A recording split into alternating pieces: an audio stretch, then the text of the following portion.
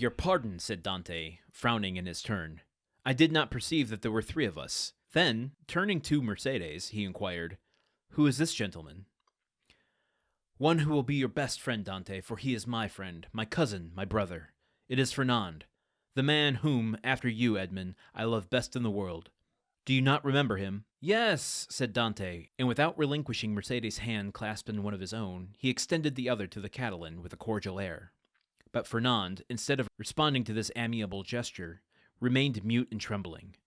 Edmond then cast his eyes scrutinizingly at the agitated and embarrassed Mercédès, and then again on the gloomy and menacing Fernand. This look told him all, and his anger waxed hot. I did not know when I came with such haste to you that I was to meet an enemy here. An enemy, cried Mercédès with an angry look at her cousin. An enemy in my house, do you say, Edmond? If I believed that, I would place my arms under yours and go with you to Marseille, leaving the house to return to it no more.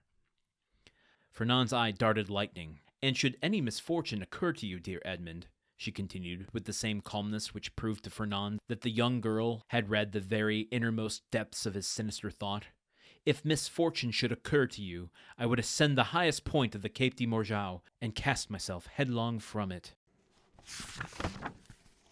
All right, so I've gone pretty hard on Fernand here, and very rightly so, I think.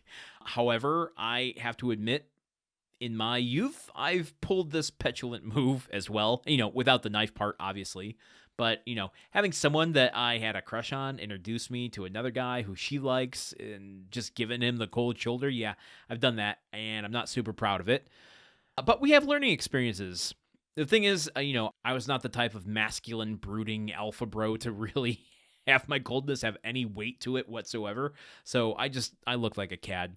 Moral of the story is to, just embrace the reality of what's happening rather than resisting it, and be honest with yourself. Do I really want what's best for this other person, or do you just want what you want? If it's the latter, just walk away for both of your sakes, as hard as that might be.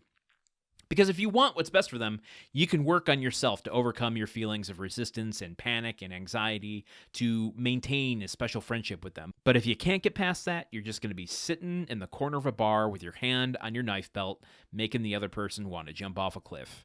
Anyway, I digress. Good for Mercédès holding her ground here. I mean, Dante has to be confused AF, though. Just walking in on unexpected animosity and then to have his betrothed threaten to throw herself off a cliff if something were to happen to him. Yeah, I guess we don't really get Dante's reaction here. I'm going to be curious what that is as we pick it up tomorrow with Chapter 3 of The Count of Monte Cristo. I'll see you then. Okay, bye. The Countdown of Monte Cristo is part of the Gruntwork Podcast Network. This show is produced, edited, and hosted by Landon Solano. The original text of The Count of Monte Cristo by Alexander Dumas. Theme song by Magic Solo. If you want to support the show and others like it, visit patreon.com/gruntworkpod. Thank you for listening. See you tomorrow.